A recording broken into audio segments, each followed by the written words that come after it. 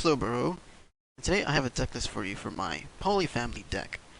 This deck's not a meta deck, it's a fun deck. Like most of the decks I'm probably going to upload anyway. If I do get enough requests for certain decks, I will, I guess I will just post them.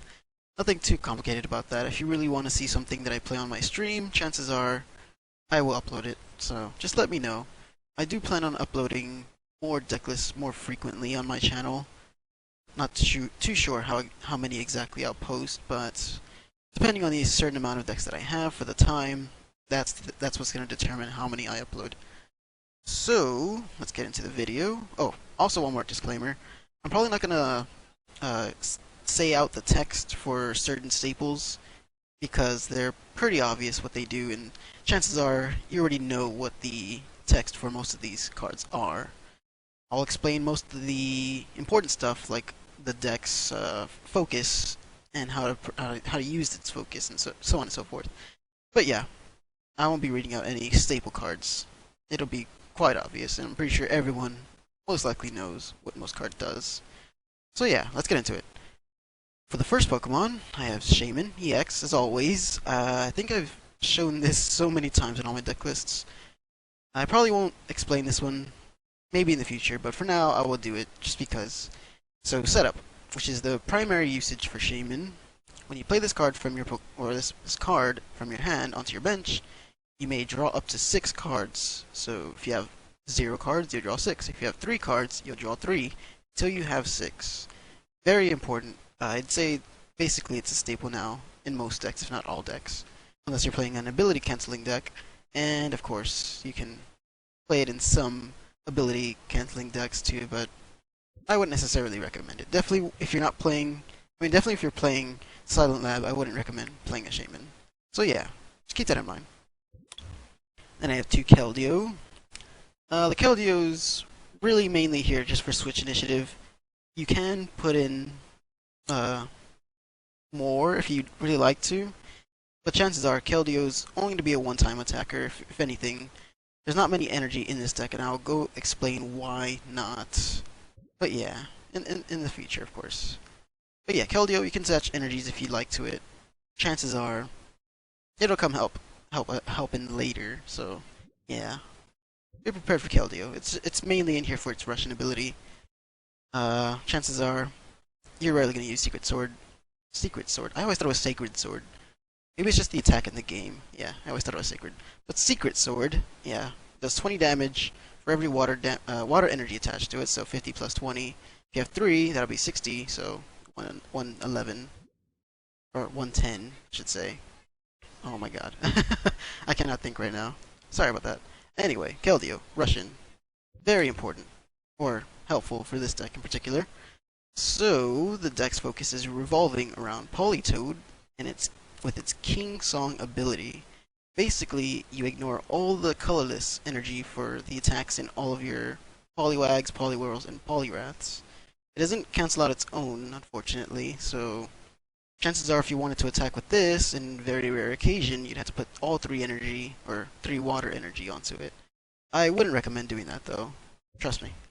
And we're going to examine Poliwag because he's also integral to the deck's focus and what it's trying to do. So, Spiral Current. As you can see, it costs 3 colorless, so Politoed's ability will actually cancel out all 3 of them, making it a free attack cost. You don't have to attach any any energies to this Poliwag if you want to attack. So what this attack does is your opponent is now confused, but it also can't retreat. So that is quite amazing if you know how powerful that can be. Chances are if they're not playing a Switch or Keldeo, if they don't have it at the time, if they don't have the resources, they're going to have to risk attacking with a confusion or passing their turn. They cannot retreat, they cannot do anything except for attack. And yeah, this is actually really good. Believe it or not, Poliwag will come through for you in most, if not all your games, because there's been many situations where I've simply switched out to Poliwag and attack like a Mega Rayquaza or something, and it fails its attack, and you just have initiative after that point. And sometimes it's a little baffling how it does it, but it's pretty insane. I love it. I love the Spiral Current attack. Chances are you're going to use it in one of your games, and it'll determine the the game whether you lose or win. It's pretty crazy. Poliwhirl. Chances are, okay, I'm probably going to explain most of these guys' attacks too, but the first attack rarely are ever used for Poliwhirl and Poliwag. So we're going to just examine the colorless attacks, which are the main attacks you're going to be using. So Finishing Blow, if your opponent's active Pokemon already has damage counters onto it, that's 50 more damage. So that's 50 plus 50 if they have a damage counter onto it. That's 100 damage total. And we are running Muscle Bands. So that's going to be 120 total damage with a single Poliwhirl for no energy cost. That is pretty insane, if you ask me. I love that. And then we have Poliwrath.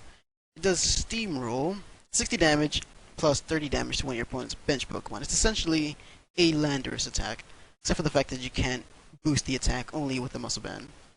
Chances are, though, if you do only have a Muscle Band, you'll be doing 80 damage plus 30 onto one of your opponent's bench Pokemon. That's pretty incredible. And the cool thing about Poliwrath, too, is if you'd like, you can attach 2 water energies and use Submission, and it'll only cost 2 energies. So it's 130 damage, and that's only 2 water energies, but it has the drawback of attacking yourself for 30 damage. That isn't too much of an issue since we're running, what is it called? Rough Seas. But if it could be an issue if, obviously, you go into the next turn with only 110 HP, and that's all your opponent needs. So chances are you're not going to be using Submission much, but if you can use it as a game closer, by all means, go for it. It's pretty amazing. Right, now we run 1 Battle Compressor. This is mainly so I can get either a Lysander plus an Archie's, or I guess a Politoed or a Poliwrath if I ever intend to use Archie's later in the game. This is mainly its purpose in this deck. And then we have Computer Search. That one's pretty self-explanatory. 2 Crushing Hammers, self-explanatory. And 2 Rare Candies. If you're not aware, this one evolves one of your basic Pokemon that you've played, I guess, last turn. And if you have the Poliwrath or Politoed in your hand, you can just evolve straight to a stage 2. So yeah, this is quite essential at most times, if not all times. 1 Sacred Ash, shuffle 5 Pokemon from your discard pile into your deck. This is really good for not decking out. In this current meta, I'd say run at least 1 in every one of your decks. I've started to do that, and I cannot tell you how much it's helped me, like, insanely. It's helped me just win decks, if anything, and win battles, if anything. It's pretty amazing. It's one of my favorite cards, actually, since Trump Card is banned. But yeah, I like this one. 2 switches, 4 Ultra Balls, 4 VS Seekers, 1 Archie's. Now what this card allows you to do is you can grab any water Pokemon from your discard pile and put it onto your bench if this is the only card you play in your hand. So chances are, it's a very situational and very conditional card to use. If you have the Pokemon in your discard pile, which the Compressor should help at least if you didn't already discard one, then with this alone you can either play a Politoed or Poliwrath or even a Poliwhirl if you really want to, straight from your discard pile without any downsides, and then you draw 5 cards. It's pretty incredible, if you ask me, but you're only running 1 of these. You don't really need more than 1, honestly, in most decks even then. So yeah, one of my favorite cards. It's pretty cool once you get to pull it off, trust me. 1 Lysander, 4 N, 4 Sycamore, 1 Xerosic. Choose 1 Pokemon tool or special energy on the field, or just in play in general, and discard them. So yeah, you can basically just remove like a Headringer on your Keldeo or something, or remove a tool on your opponent, let's say a Spirit Link, and then attach a Headringer. And that'll basically just shut them down. Well, it wouldn't shut them down completely, but I mean, they'd be in a much worse position if they didn't have it already on their head. A little hat. I like calling them hats. But yeah, Xerosic comes in clutch a lot of the games, especially against Seismitoad too. If you ever need to discard one of your opponents or the Seismitoad's double colorless, bam, just use Xerosic and double colorless be gone. It's pretty cool. Alright, and we run 3 Rough Seas, 3 Floatstone. This is pretty self-explanatory as well, which it's pretty good. Obviously you need to just put it on Keldeo. If you have any of your Politoads or Poliwags active, let's say you have this Politoed active and you don't want it to be active, just put on the Floatstone and you'll be good. That's why there's 3 of them in here, just in case this or Shaymin happens to be in the active when you don't have Keldeo out. Trust me, there's gonna be a lot of times when that happens too. 2 muscle ban. Hmm. I was debating whether I should run more, but chances are you're probably only gonna have at least one Poliwrath or Politoed or Poliwhirl, Poliwag, whatever, attacking. So not really necessary to have more, but if you'd like to put more, you can try to make space for one of these. Go for it. 2-head ringer.